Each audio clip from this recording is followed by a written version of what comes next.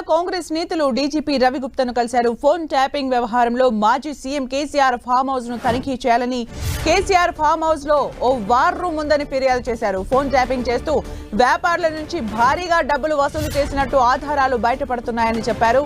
Phone tapping ద్వారా సంపాదించిన ఆస్తుల వివరాలు కూడా బయట పెట్టాలని, ఈ కేసును ఏసీబీ ఈడీలతో దర్యాప్తు చేయించాలని డిమాండ్ చేశారు.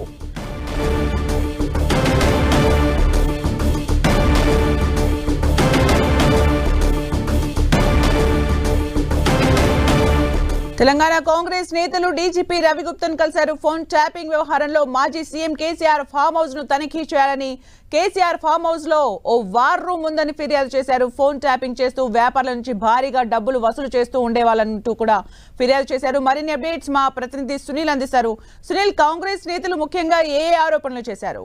ప్రస్తుతము దుమారం రాజకీయంగా రేపుతున్నటువంటి ఫోన్ ట్యాపింగ్ వ్యవహారం రోజుకొక నేతలు వచ్చి కూడా డీజీపీకి ఫిర్యాదులు చేస్తూనే ఉన్నారు. ఇటీవల కాలంలో ప్రణీత్ రావు అరెస్టు తర్వాత అరెస్టు ఎస్పీ భుజంగరావుతో పాటు తిరుపతి అరెస్టు తర్వాత తమ ఫోన్లు కూడా ట్యాప్ అయ్యానుతో ఇప్పటికే బీజేపీ నేతలు కావచ్చు, మరోవైపు కాంగ్రెస్ నేతలు కావచ్చు, కొంతమంది నేతలందరూ కూడా వచ్చి డీజీపీకి ఫిర్యాదులు చేస్తారు. ఇక తాజాగా ఈ రోజు మరొకసారి మాజీ ముఖ్యమంత్రి కేసీఆర్ ఫామ్ హౌస్ పై కూడా ఫోన్ ట్యాపింగ్ వ్యవహారంలో వారం ఏర్పాటు చేశారు.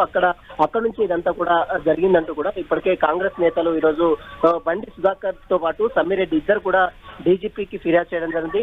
ఈ ఫోన్ ట్యాపింగ్ వ్యవహారంలో కేసీఆర్ మాజీ ముఖ్యమంత్రిగా ఉన్నటువంటి కేసీఆర్ ఫామ్ హౌస్ లో తనిఖీలు చేయాలి, అక్కడి నుంచే వారంలు ఏర్పాటు చేసుకున్నారు. ఆ వారంలు ఏర్పాటు చేసుకునే చాలా మందిని బెదిరింపులకు గురి చేశారు. కాబట్టి ఆ ఫామ్ హౌస్ ని తనిఖీలు చేసి ఈ కేసుని ఈడీ ఎన్ఫోర్స్మెంట్ డైరెక్టర్ తో పాటు ఏసీబీ చేత సమగ్ర విచారణ జరిపి దోషులను కఠినంగా శిక్షించాలని మాత్రం కాంగ్రెస్ నేతలు డిమాండ్ చేశారు. ఈ రోజు కాంగ్రెస్ నేత సుధాకర్ తో పాటు సమ్మిరెడ్డి ఇచ్చినటువంటి ఫిర్యాదులో కూడా అనేక అంశాలు కూడా పొందుపరిచారు.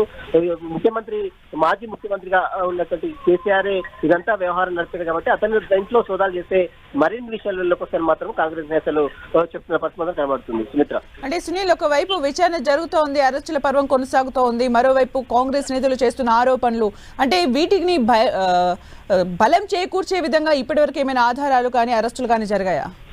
ప్రస్తుతం మనం చూడొచ్చు, ఎస్ఐటీలో పనిచేస్తున్నటువంటి మాజీ డిఎస్పీ ప్రణీత్ రావుని ఇప్పటికే అరెస్ట్ చేశారు. అతను ఇచ్చినటువంటి సమాచారం మేరకు అడిషనల్ ఎస్పీ భుజంగరావుతో పాటు మరోవైపు తిరుపతి ఇద్దరిని కూడా అరెస్ట్ చేశారు. ఇంకా వీరి ముగ్గురిని కూడా కస్టడీ కోర్టు ఈ రోజు కస్టడీ పిటిషన్ పై కూడా నాంపల్లి కోర్టు మరి కస్టడీలో తీర్పు ప్రకటించిన నేపథ్యంలో ఇప్పటికే రాధాకృష్ణన్ డీసీపీగా పనిచేసిన రాధాకృష్ణన్ ని, మరోవైపు గతంలో పనిచేసినటువంటి గట్టుమల్ని కూడా ఇద్దరిని విచారిస్తున్నారు పంచాయతీ పోలీస్ స్టేషన్ లో. వీరి నుంచి వారి సమాచారం సేకరించిన తర్వాత మరికొన్ని అరెస్టులు కూడా జరిగే అవకాశం ఉంది. Thank you Sunil for the updates.